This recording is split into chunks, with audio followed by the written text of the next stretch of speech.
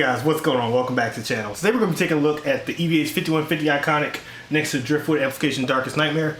A lot of people have compared to Darkest Nightmare as they compared it to a cross between a 5150 and a dual rectifier. And there was a whole large conversation amongst the gear community about the EVH, the Iconic itself, and just how close it was to actual 5150s and such.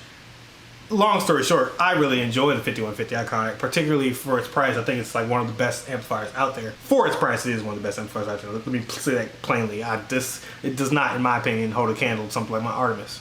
That said, it's a great amp, and it is definitely 5150-like. A bunch of people have done videos actually comparing these to the other 5150 variants, and it's been pretty close in most of the ones that I've seen anyway. But that's neither here nor there. Like I said, today we're going to take a look at these two amplifiers next to each other.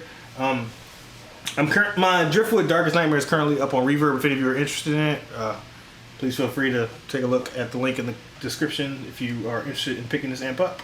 But yeah, let's go ahead and start getting into it. I have my Airis Proto drive up here. It's going to be on for the entirety of this video. So in terms of how we're going to do the comparison here, the 5150 has it's basically two channels, but channel one has like an overdrive mode, which we're going to start there. If you turn off the overdrive, it's clean channel, whereas the Darkest Nightmare is technically just a one channel amp, but it has like, what is it, 3?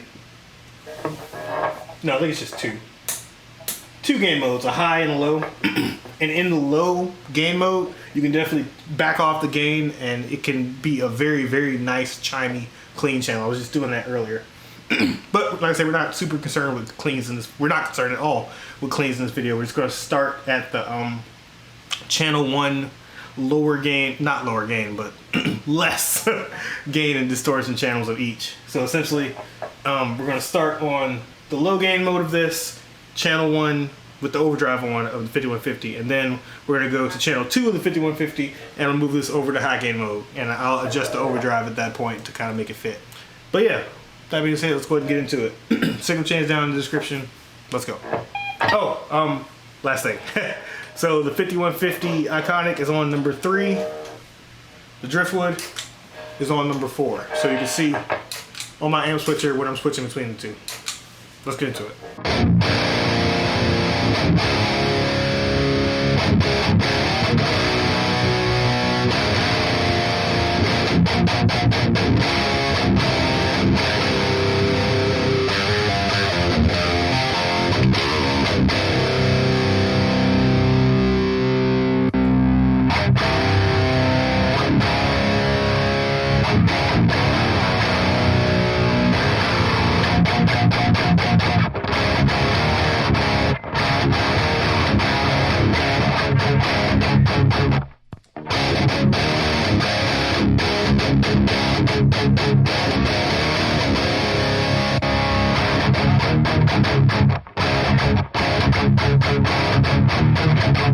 So I kind of sort of dialed in these amps just a little bit prior to the start of this video. As you can see, the main EQ on the Iconic isn't touched at all, and I think this sounds really freaking good. I did adjust the resonance and presence controls, whereas the Darkest Nightmare, the controls are adjusted a bit. Quite a bit, actually. But even at this point, I'm personally thinking that the Iconic sounds a little bit better. So I'm going to try and, I'm going to leave the Iconic where it's at and kind of do what I can to bring the Darkest Nightmare up to maybe. I'm going to try and match it to the Iconic.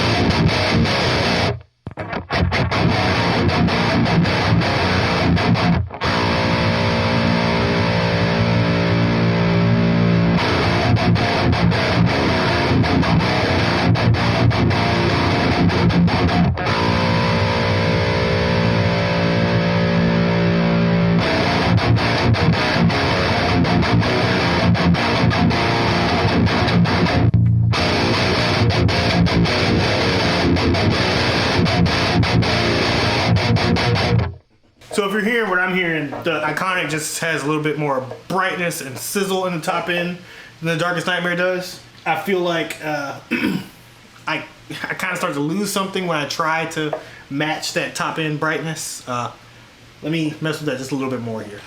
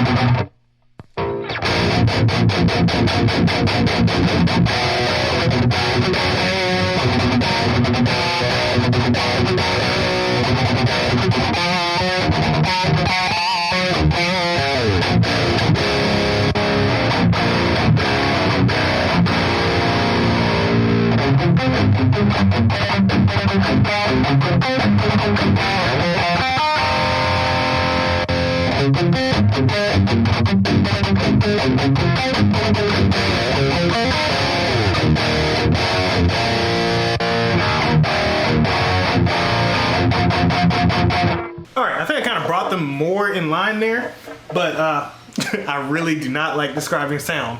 That said, the Darkest Nightmare sounds like boxier to me. I think that is more of a mid-range thing. And that's kind of been my feeling this whole time I've had this amp on. Let me see if I can kind of dial around that, but I kind of have my doubts here. Let's see. I think that is kind of just a characteristic of this amp, which isn't bad, but it's just kind of jumps out to me as defining of it, and I'm not the hugest fan in this context. The context being sitting next to the Iconic here.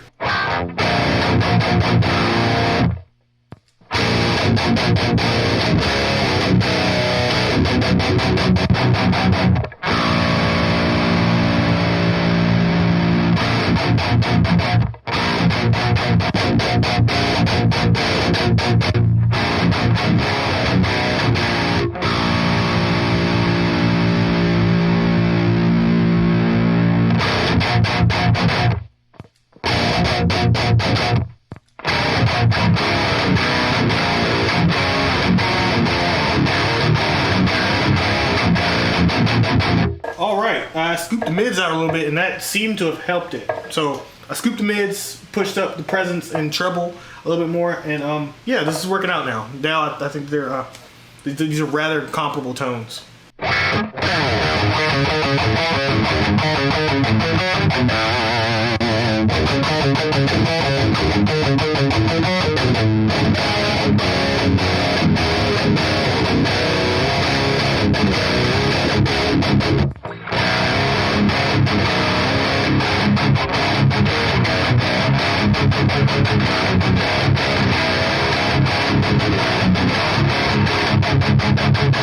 But still rather different sounding to me, which is as you expect. They're different amplifiers.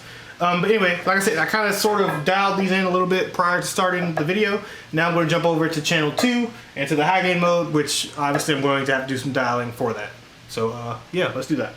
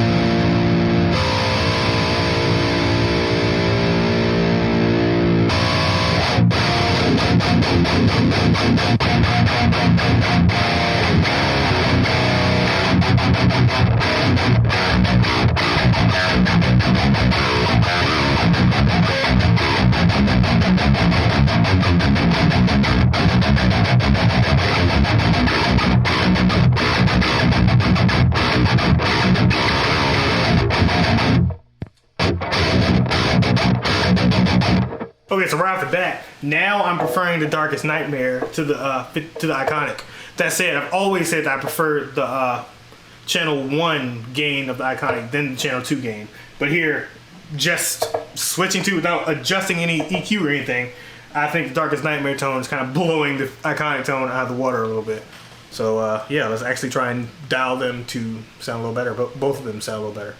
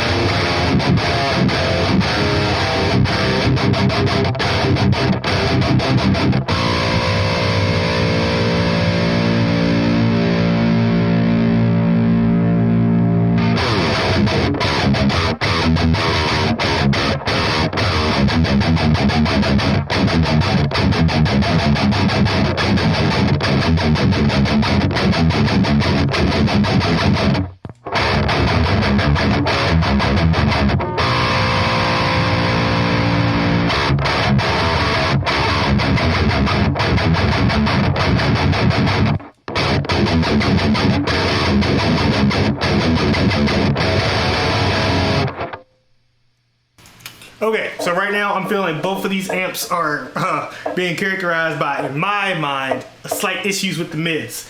With the Iconic, I feel like the mids are a little too scoopy, whereas like I feel like there's not enough mid in there. Whereas the Darkest Nightmare feels like the mids are a little bit too present and hard to dial around, which adds that boxy thing that I was talking about. I feel like the Iconic can be more easily, that issue can be more easily fixed, but then again, scooped guitars tend to sound a little bit better than, you know, super boxy guitars out of context anyway. Honestly, I think they both do sound really good, but I still remain just the Darkest Nightmare. While I really like it a lot, I just don't think that it's necessarily for me because, for instance, even right now, totally doing something totally different, I would love to be playing my Sig X or my Artemis right now. Whereas the Darkest Nightmare just doesn't really, you know, grab me in that fashion. And the Iconic, it's one of those, hey, value for price amp. I bought this amp when it was still, I remember, whether it was $700 or $800, the lowest price that it was. Awesome value, awesome. And it's just really great sounding. I do enjoy both of these amps, but yeah, there are some similarities, but overall, I don't think these amps sound all that similar. It'd be like that. But hey, if you guys enjoyed this video, please like the video, subscribe to the channel, and yeah, you guys take care.